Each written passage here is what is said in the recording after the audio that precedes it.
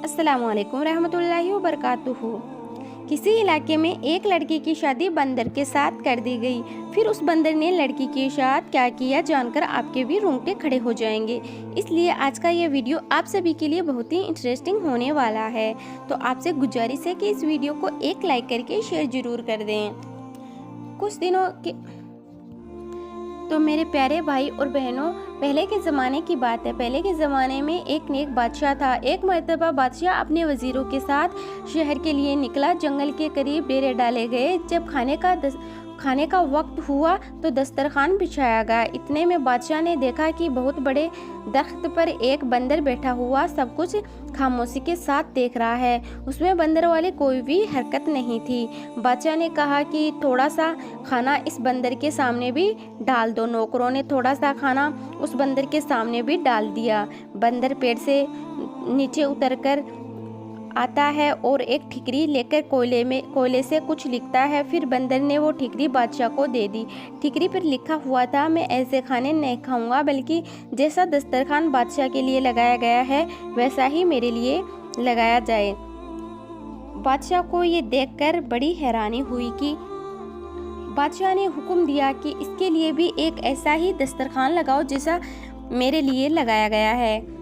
इसके बाद बंदर दरख्त से नीचे उतरकर आया और खाना खाकर फिर से दरख्त के ऊपर चढ़ गया। अचानक आसमान पे काले रंग के बादल छा गए। नौकरों ने जल्दी जल्दी सारा सामान समेटा। बादशाह ने नौकरों से कहा कि एक टाट का टुकड़ा बंदर के सामने रख दो, कहीं वो भीग ना जाए। नौकरों ने टाट का टुकड़ा बंदर के पास लाकर रख दिया।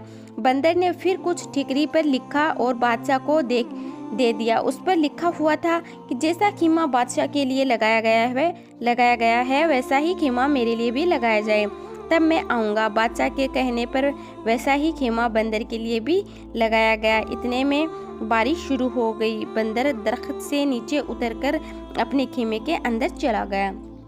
कुछ दिनों के बाद बादशाह जब वापस जाने लगा तो बादशाह ने नौकरों से कहा कि जाओ और बंदर से पूछकर आओ क्या वो हमारे साथ जाने के लिए तैयार है। तो बंदर ने फिर ठिकरी पर कुछ लिखा, जैसा हाथी बादशाह के लिए तैयार किया गया है वैसा ही हाथी मेरे लिए भी तैयार किया जाए, तब मैं आऊँगा। बादशाह बंदर के अंदर दिलचस्पी लेने लगा और उसके लिए भी अपने जैसी सवारी तैयार करवाई। जब महल के पास पहुँचे तो बादशाह ने हुक्म दिया कि जो खीमे नौकरों के लिए है उनमें से एक खीमा बंदर को भी दिया जाए। लेकिन बंदर ने फिर से लिख कर दिया, जैसा महल बादशाह के लिए है वैसा महल मेरे लिए बनवाया जाए, फिर मैं यहाँ रहूँगा वरना मैं जंगल वापस चला जाऊँगा। बादशाह के पास एक और महल था, वहाँ वो बहुत कम आया जाया करते थे। वो महल बंदर को दे दिया। बादशाह की बीवी और नौकरों को बंदर से बहुत ही ज़्यादा चिढ़ हो गई थी। इधर बंदर ने बादशाह के महल में भी आना जाना शुरू कर दिया। बंदर मुकद्दम में बहुत ही गौर से सुनता। जब बादशाह गलत फैसला लेने वाला होता तो बंदर बादशाह के हाथ से फौरन कागज को लेकर फाड़ देता और कलम से सही फैसला लिखकर बादशाह के हाथ में दे देता। शुरू में तो बादशाह को बहुत गुस्सा आया, लेकिन फिर बादशाह समझ गया कि बंदर की वजह से वो बहुत सारी गलतियों से बच गया है। उस बादशाह की एक खूबसूरत बेटी थी। बादशाह अपनी बेटी से दिलो जान से ज़्यादा मोहब्बत करता था। बंदर को देखने का शौक बादशाह की बेटी को भी पैदा हो गया था। एक दिन शहजादी अपनी सहेलियों के साथ बंदर को देखने के लिए आई। जब बंदर ने शहजादी को देखा तो उसे देखकर वो घूरने लगा।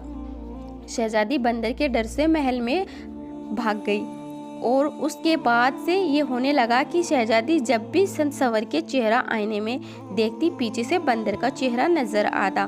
पता नहीं कैसे बंदर उसके कमरे में घुस जाता। एक दिन बंदर ने पर्ची में कुछ लिखकर शहजादी के हाथ में थमा दिया। उस पर्ची में लिखा हुआ था, क्या तुम मेरे साथ शादी करोगी? यकीन करो मैं भी बहुत खूबसूरत हूँ। शहजादी जानती थी कि ये तहजीबमंद बंदर है, मुझे कोई नुकसान नहीं पहुंचाएगा। धीरे धीरे शहजादी को बंदर से हमदर्दी होने लगी। जब यह बात बादशाह तक पहुंची तो उसे यह बात अच्छी नहीं लगी कि बंदर उसकी बेटी के कमरे में आता जाता है। बादशाह अगले दिन बंदर से मिलने के लिए उसके पास आया। बंदर महल में मौजूद था। बादशाह कहने लगा कि देखो, मैं नहीं जानता तुम कौन हो। मैंने तुम्हारी हर बात मानी, तुम्हें अपनी बराबरी का दर्जा दिया। शायद दूसरा कोई बादशाह तुम्हारे साथ ऐसा ना करे, और अब तुमने मेरी बेटी को परेशान करना शुरू कर दिया है।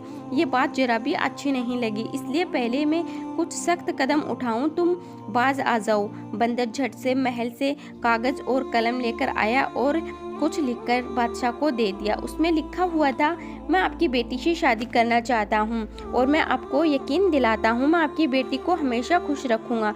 बादशाह ये पढ़कर हक्का बक्का रह गया, जबकि फूल जैसी शहजादी की शादी एक बंदर से ये तो कभी भी नहीं हो सकता। बादशाह ने कहा, ऐसा तो मेरी जिंदगी में कभी हो नहीं सकता। बंदर ने लपकर बादशाह की कमर से तलवार निकाली और दूसरे हाथ से लिखा, अगर ऐसा आपकी जिंदगी में नहीं हो सकता तो मरने के लिए तैयार हो जाइए। मैं आपको मारकर आपकी बेटी से शादी कर लूँगा। आप मेरे मोहसिन हैं, आपने मुझे इस महल में रखा, मेरे खाने पीने का इंतज़ाम किया। मैं आपको मारकर अपने हाथ आपके खून से रंगना नहीं चाहता। बादशाह ने अपनी मौत को सामने देखा तो कहने लगा, अच्छा मुझे थोड़ा सोचने का मौका दो। बादशाह अपने महल वापस आ गया। वो बहुत ही परेशान हुआ। एक तरफ बेटी थी और दूसरी तरफ उसकी अपनी जान। सारी रात टहलते हुए परेशानी में गुजार दी, लेकिन अपनी बीवी को कुछ नहीं बताया। वो जानता था कि बीवी को जैसे ही पता चलेगा वो सारा महल अपने सिर पे उठा लेगी। सुबह होने तक बादशाह फैसला कर चुका था कि वो अपनी जान दे देगा, लेकिन अपनी बेटी की शादी बंदर से कभी नहीं कराएगा। वो कुछ नसीहत करने के लिए अपनी बेटी के पास गया कि बेटी, कल को अगर मुझे कुछ हो जाए तो तुम्हें अपनी माँ को कैसे देखना है और इस सल्तनत को कैसे संभालना है। शहजादी ने आंखों में आंसू भरकर कहा, अब्बा जान, ये आप कैसी बातें कर रहे हैं? अल्लाह ताला आपकी उम्र में बरकत अता फरमाए। बादशाह ने कहा, मेरी बेटी, वो बंदर मेरे पीछे पड़ गया है और मुझसे कहता है कि मैं उसकी शादी तुमसे करा दूं, वरना वो मुझे जान से मार देगा। लेकिन ये तो नामुमकिन है। मैं तुम्हारी शादी उसे भला कैसे करा सकता हूँ? तुम्हारी माँ ने उसके कत्ल के कई बार मंसूबे किए, लेकिन वो हमेशा नाकाम रही। वो बंदर आज भी जिंदा फिरता है। बादशाह कहने लगा कि मैं जाकर बंदर को साफ साफ बता देता हूँ कि मैं तुम्हारी शादी अपनी बेटी के साथ कभी भी नहीं करा सकता। उसके बाद शायद वो मुझे मार दे। तुम अपनी माँ के साथ तहखाने में जाके छुप जाना और उस वक्त तक बाहर ना निकलना जब तक कि वो बंदर यहाँ से चला ना जाए। शहजादी ने कहा कि अब्बा, आपकी जान इतनी बेकार तो नहीं है। आप मेरे वालिद ही नहीं, इस सल्तनत के बादशाह भी हैं। आप जाकर बंदर से कहो, मेरे रिश्ते की कहो हाँ कर दो। और आखिरकार शहजादी ने जैसे तैसे अपने बाप को मना ही लिया। बादशाह ने बंदर को अपनी रजामंदी बताई और बंदर ने कहा, आप शादी की तैयारी शुरू कर दो। मलिका को जब ये बात मालूम हुई तो उसने सारा महल अपने सिर पे उठा लिया। निकाह वाले दिन बादशाह ने मलिका को एक कमरे में बंद कर दिया और शहजादी को निकाह उस बंदर के साथ करवा दिया। शहजादी रुखसत होकर बंदर के महल में चली गई। अगले दिन जब शहजादी महल वापस आई तो बहुत ही ज़्यादा खुश थी। मलिका ने तब से देखा तो हैरान रह गई। मलिका बोली, बेटी, तुम उस बंदर के साथ इतनी खुश हो? शहजादी बोली, हाँ माँ, मैं बहुत खुश हूँ। शहजादी दिन में अपने बाप के महल में रहती और रात के वक्त वो बंदर के पास उसके महल में चली जाती। एक बार रात के वक्त मलिका ने नौकरानियों वाला लिबास पहना और बंदर के महल में चली गई। शहजादी के कमरे का दरवाज़ा बंद था। मलिका ने दोनों की बातें सुननी शुरू कर दी। अंदर से किसी मर्द के बोलने की आवाज़ आ रही थी। मलिका ने ताले की सुराख से अंदर झांका तो देखा कि शहजादी के साथ बहुत ही खूबसूरत नौजवान बैठा है। वो शहजादी के साथ हंस हंस के बातें कर रहा था। ये देखकर मलिका हैरान रह गई और सोचने लगी, अच्छा तो ये बात है, तभी तो मैं कहूँ कि मेरी बेटी भला इस बंदर के साथ इतना ज़्यादा खुश कैसे रहती है। जब मलिका वापस पलटकर जाने लगी, उसको एक तरफ बंदर की खाल पड़ी हुई नजर आई। मलिका सोचने लगी कि इतनी मोटी खाल बंदरों वाली ये अपने ऊपर पहन के क्यों रखता है और बंदर बना क्यों रहता है? अगर मैं इस खाल को जला दूं तो फिर से ये कभी बंदर नहीं बनेगा। ये सोच के मलिका बंदर की खाल उठा के अपने महल में लेकर आती है, उस खाल को आग लगा दी। इधर मलिका ने बंदर की खाल को आग लगाई, उधर शहजादे को जलन महसूस होने लगी। शहजादा बचाओ बचाओ करके गायब हो गया। हैरान और शहजादी अपने महल में वापस आती है और देखती है उसे उसके वालिदा ने बंदर की खाल को आग लगा दी थी। तो शहजादी ने जल्दी जल्दी आग बुझाकर शहजादी को पता चल गया कि उसकी माँ का ही कारनामा है। वो रो रो कर कहने लगी, हाय अम्मा जान, आपने मेरा सुहाग उजाड़ दिया। आखिर आपकी क्या दुश्मनी थी मुझसे? उसकी माँ ने ये कहा, बेटी मुझे क्या पता था, मैंने तो सोचा कि वो बंदर वाली खाल जला दूंगी तो वो बिल्कुल नौजवानों की तरह मेरा जवाई राजा बनकर रहेगा। शहजादी ने कहा कि अम्मी जान, मैंने आपको कहा था ना, मुझे मेरे हाल पे छोड़ दो। जब आपको ठंडक पड़ गई। माँ शहजादी की तमाम बातों को सुनकर परेशान थी। जब बादशाह को पता चला तो बादशाह ने नौकरों को भेजा, लेकिन कहीं से भी बंदर का कोई खबर ना मिली। अब शहजादी ने जोगन का रूप लेकर और शहजादे की तलाश में निकल गई। जंगल जंगल छेरा तेरा वो भटकती फिरती, उसके पाँव में छाले पड़ गए। शहजादी का रंग रूप पूरी तरह से बदल गया था। एक रात शहजादी उसी जंगल में एक पेड़ के नीचे बैठी हुई थी। उस पेड़ के ऊपर चकोर और चकोरी बैठे हुए थे और बातें कर रहे थे। शहजादी उनकी बातें सुन रही थी। चकोर दरअसल एक परिंदा होता है। चकोरी ने चकोर से कहा, क्या बात है चकोरे, तू इतना परेशान क्यों है? चकोरे ने कहा, क्या बताऊं, यहाँ से यूरोप की तरफ एक शहजादा है, मैं उसके लिए बहुत परेशान हूँ। उसके सारे जिस्म पर बड़े बड़े आंवले पड़े हुए हैं, वो सो भी नहीं सकता। सारे तबीब और हकीम उसका इलाज कर कर के हार गए हैं, कोई भी उसका इलाज नहीं कर पा रहा। चकोरी ने पूछा, शहजादे की हालत भला कैसे हुई? चकोरे ने कहा, किसी जालिम ने शहजादे को जलाकर मारने की कोशिश की थी। शहजादी की जान तो बच गई, लेकिन उसका सारा जिस्म जल गया है। चकोरी ने कहा, क्या हमारे शहजादे के दुख का कोई इलाज नहीं है? चकोरी ने कहा, अगर कोई हमारी वीट इकट्ठी कर ले और इन्हें संदल के साथ घिसकर 40 दिन तक रोजाना सुबह शाम शहजादे को लगाए तो शहजादे की सारी जख्म भर जाएंगे। शहजादी समझ गई कि ये मेरे शहजादे के बारे में बात हो रही है। चकोरी चकोर तो सुबह उड़ गए। शहजादी ने इनकी सारी वीटें इकट्ठी की और तबीब के भेष में वो यूरोप की तरफ चल पड़ी। वहाँ से कुछ ही मील की दूरी पर शहजादी को एक शहर नजर आया। शहर बहुत ही ज़्यादा खूबसूरत था, लेकिन वहाँ की हर चीज़ पे उदासी छाई हुई थी। वहाँ के लोग बहुत ही ज़्यादा परेशान थे और अपने अपने कामों को अंजाम दे रहे थे। शहजादी जिसे भी उसकी परेशानी की वजह पूछती तो सारे बताते कि उनके शहजादे की हालत बहुत ज़्यादा ख़राब है। शहजादी ने बाज़ार से संदल खरीदा और दूसरी दवाएं ली और ज़रूरत का सामान खरीदकर शहजादी शाही महल में पहुंच गई और पहरेदारों से कहने लगी कि जाकर बादशाह से कहो कि हिमालय की पहाड़ियों से एक तबीब आया है, वह शहजादे का इलाज करेगा। पहरेदार भागता हुआ बादशाह के पास गया। बादशाह ने कहा कि उसे फौरन अंदर बुलाकर लाओ। बादशाह ने देखा कि ये तो अभी नौजवान है, ये शहजादे का भला क्या इलाज करेगा। इतने में बड़े बड़े तबीब और हकीम इसका इलाज ना कर सके। फिर भी बादशाह ने कहा, तुम भला क्या कर लोगे? बड़े बड़े तबीब और हकीम हार चुके हैं। शहजादी बोली, अगर 40 दिन में शहजादा ठीक ना हुआ तो जो चोर की सज़ा है वही मेरी सज़ा होगी। ये सुनकर बादशाह ने खुशी से हाँ कर दिया और शहजादी ने कहा कि मुझे शहजादे के साथ वाला कमरा चाहिए ताकि मैं दिन रात शहजादे की देखभाल कर सकूं। बादशाह ने हुक्म फरमा दिया कि शहजादी को शहजादे वाला रूम दिया जाए।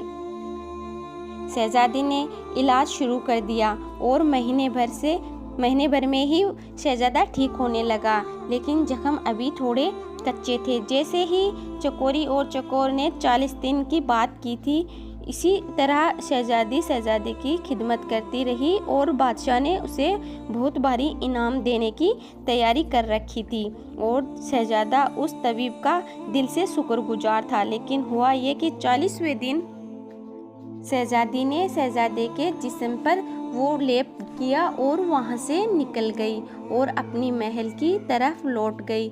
शहजादे ने वहाँ से आने से पहले शहजादे की अंगूठी ज़रूर उसे मांग ली थी और शहजादे की अंगूठी अपने साथ लेकर वहाँ अपने वालिद के महल पर वापस आ गई। इधर शहजादे को ये मालूम नहीं था कि तबीब चला गया है। महल में शहजादे की सेहतयाबी की तैयारी बहुत ज़ोर शोर से हो रही थी, लेकिन तबीब का दूर दूर तक कोई भी अता पता नहीं था।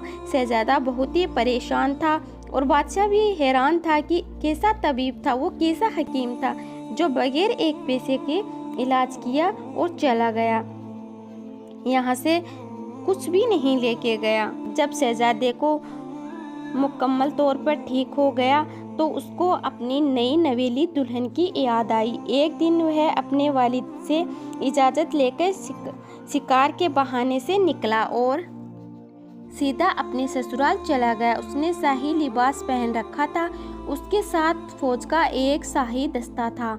नौकरों ने उसे बड़े ही एहतराम के साथ महल में बिठाया और बादशाह को खबर दी। बादशाह बेटी के गम में वक्त से पहले ही बूढ़ा हो चुका था। शहजादे ने बड़े ही अदब से बादशाह को सलाम पेश किया। बादशाह ने कहा, बेटा तुम कौन हो, कहाँ से आए हो? मैं तुम्हें नहीं जानता और मैंने तुम्हें इससे पहले तुम्हें कभी देखा ही नहीं है। शहजादे ने कहा, मेरे मोहसिन हैं आप, भले ही मुझे नहीं जानते लेकिन मैं आपको कभी भी नहीं भूल सकता हूँ। मैं तो आपको बहुत अच्छी तरह से जानता हूँ। दरअसल मैं वही बंदर हूँ जिसको आपने अपनी बराबरी का दर्जा दिया था। आपने महल में रखा, खिलाया पिलाया और अपनी बेटी के साथ मेरी शादी कर दी। बादशाह ने खुशी से और हैरत से पूछा कि बेटा ये कैसे मुमकिन है? शहजादे ने कहा कि आपको मैं अपनी कहानी बाद में बताऊंगा, पहले आप बताइए कि मेरी दुल्हन कहाँ है। बादशाह ने कहा, बेटा वो तुम्हारे जाने के बाद उसी महल में अकेले रहती है। शहजादा वहाँ खुशी से भागा, महल के अंदर गया। शहजादी गम की तस्वीर बनी बैठी हुई थी, फूल सा चेहरा मुरझाया हुआ था। शहजादे को अपने सामने देखकर शहजादी को यकीन नहीं हुआ। शहजादे ने कहा, हाँ शहजादी, तुम्हारी मोहब्बत मुझे यहाँ लेके आई है। तुम्हारी माँ ने तो मुझे मारने की कोई कमी नहीं छोड़ी थी। मेरा सारा जिस्म जल चुका था, मेरे बचने का कोई भी चांस नहीं था। शहजादी ने कहा, फिर तुम भला ठीक कैसे हुए? शहजादे ने उसे बताया। शहजादी ने उसे कहा, अच्छा फिर तो तुमने उस हकीम को बहुत माला माल कर दिया होगा। शहजादे ने कहा, नहीं, हैरत की बात तो यह है उसने हमसे कुछ भी नहीं लिया सिवाय मेरी एक अंगूठी के, और वो चुपचाप वहाँ से चला गया। शहजादी ने उसे अंगूठी दिखाते हुए पूछा, क्या यही आपकी अंगूठी है? शहजादे ने कहा, हाँ, लेकिन ये तुम्हारे पास कैसे आई? शहजादी ने कहा, वो तबीब कोई और नहीं था बल्कि मैं ही थी। फिर शहजादी ने उसे पूरी कहानी सुनाई। शहजादी ने कहा, मेरी माँ भी आपकी दुश्मन ना थी, गलती आपकी भी है। आपने मुझे कभी भी बंदर बनने की वजह बताई नहीं। फिर शहजादे ने बताया, तकरीबन 1 साल पहले की बात है। मैं शिकार करने के लिए निकला और मेरे साथ नौकर भी थे। जंगल में मुझे एक हिरन नजर आया, मैंने उस पर तीर चलाया। वो हिरन मेरी आंखों से ओझल हो गया। मैं उस हिरन की तलाश में निकला, मैं बहुत दूर आ गया था। फिर मैंने देखा कि शेरा के पास एक बुजुर्ग बैठे हुए थे, उनके करीब एक 10-12 साल का बच्चा भी बैठा हुआ था। वो बुजुर्ग रो रहे थे, उस बच्चे के टांग से खून बह रहा था। वो बुजुर्ग रो रो के उस शख्स को बद्दुआएं दे रहा था जिन्हें उससे बच्चे के टांग पर तीर मारा था। मुझे देख के बुजुर्ग ने गुस्से से कहा, तुम इंसान हो या बंदर हो, तमीज़ तो तुम्हें छूकर भी नहीं गुजरी है। बस उनके कहने की देर थी, मैं फौरन इंसान से बंदर बन गया। बुजुर्ग ने कहा, तुम अब जंगल जंगल भटकते फिरोगे, तुम्हें कोई भी ठिकाना नहीं मिलेगा। मैं इतना परेशान हुआ, मैंने उसके पाँव पकड़ लिए, रो रो कर उनसे माफ़ी मांगी, लेकिन मेरी हालत देख के उस बच्चे की मुझ पे तरस आ गया। उस बच्चे ने अपने दादा से कहा, दादा जान, जब इंसान अपनी गलती को मान लेता है तो उसे माफ़ कर देना बेहतर होता है। तो मेरे प्यारे भाई और बहनों, हमारा इस्लाम हमें ये सिखाता है कि दूसरों की मदद करो, ना कि किसी का दिल दुखाओ, चाहे वो किसी भी जाति का हो। इंसानियत के नाते इंसान की हेल्प करो, उनकी मदद करो, ना कि किसी की बददुआ लिए बैठ जाओ।